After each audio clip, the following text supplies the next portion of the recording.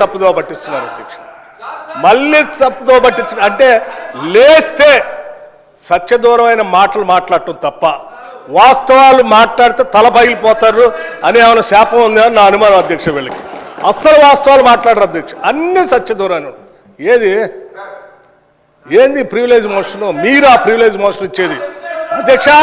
వీళ్ళు privilege motion ఇస్తారా సభా నిబంధనల గురించి, సభా నియమాల గురించి? దేనికి ప్రివిలేజ్ మోషన్ అధ్యక్ష? దేనికి? నేను నిన్న చూపించాను నేను అధ్యక్ష. రూల్స్ బుక్ వాళ్ళ హయాంలో తయారు చేసింది. పాత రూల్స్ బుక్ అన్నిటిని కూడా మార్చేసి వాళ్ళకు అనుకూలంగా ఉండేటట్టుగా రూల్స్ బుక్ అంతా తయారు చేసుకొని సభలు పెట్టి ఆ రూల్స్ బుక్లో ఏం చూపించారు అధ్యక్ష? స్పష్టంగా ప్లకార్డ్స్ తీసుకొని రావద్దు, స్లోగన్స్ ఇవ్వద్దు, పొరపాట్లు అట్టు చేస్తే వాళ్ళ మీద చర్యలు తీసుకోవాలని చెప్పి అన్ని చాలా స్పష్టంగా రూల్స్ బుక్లో పెట్టి నిన్న మీరు చేసింది ఏంది అధ్యక్ష? ఏం చేశారు మీరు? సభలో మీరు కానీ మీ నాయకుడు ఆనాడు ముఖ్యమంత్రిగా ఉన్నటువంటి కె చంద్రశేఖరరావు గారు సభలో చెప్పినటువంటి ఏ ఒక్క అంశాన్ని అమలు చేశారు అధ్యక్ష? సభ నిబంధనలు పూర్తిగా ఉల్లంఘించారు వాళ్ళు. హౌస్ ప్రివిలేజ్ని మొత్తం పక్కదో పట్టించింది వాళ్ళు. ఒకటి కాదు, రెండు కాదు, 3 ఎకరాల భూమి బరాబర్ ఇస్తామని చెప్పారు దళితులు, గిరిజనులకు. ఇచ్చారా? ఈ సభలోనే కదా చెప్పింది వాళ్ళు, ఈ సభలోనే కదా అధ్యక్ష చెప్పింది. డబుల్ బెడ్రూమ్ ఇల్లు ఇస్తా అని చెప్పారు, ఇచ్చారా అధ్యక్ష? ఉద్యోగాలన్నీ పూర్తి చేస్తాం బరాబర్ అన్నారు, చేశారా? 2 భిన్నమైనటువంటి డైలాగ్స్ నేను వినిపించగలను అధ్యక్ష. బరాబర్ ఉద్యోగాలు ఇస్తాం అన్నది ఒకటి, ప్రభుత్వంలో ఏడున్నాయి ఉద్యోగాలు, ఎవరు తీసుకొచ్చిస్తామని అడిగింది ఇక్కడ నుంచే. సభ నిబంధనలు నియమాల గురించి, సభ నిబంధనలు నియమాల గురించి, ప్రివిలేజెస్ గురించి వారు మాట్లాడితే ఎట్లా అధ్యక్ష? వారు ఏమన్నారు? నేను ప్రివిలేజ్ ఇచ్చారట. ఎందుకు? సభ జరిగేటప్పుడట సభలో ఏంటి ప్రభుత్వానికి సంబంధించిన అంశాలన్నీ బయట మాట్లాడకూడదు కదా, మీరు ఎట్లా మాట్లాడతారు? ఏం అధ్యక్ష నేను మాట్లాడింది ఏంటి?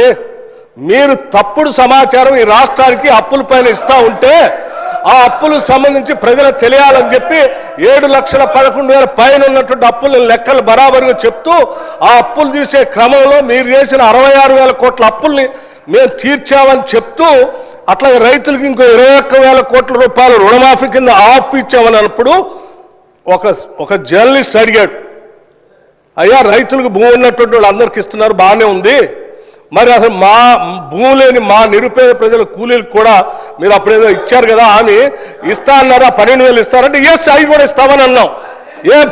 భూమి లేని నిరుపేద కూలీలకి 12,000 కూడా ఇస్తాము, అది ఒక జర్నలిస్ట్ అడిగిన దాని మీద ఇస్తామని చెప్పిన దాన్ని అది ప్రివిలేజ్ మోషన్.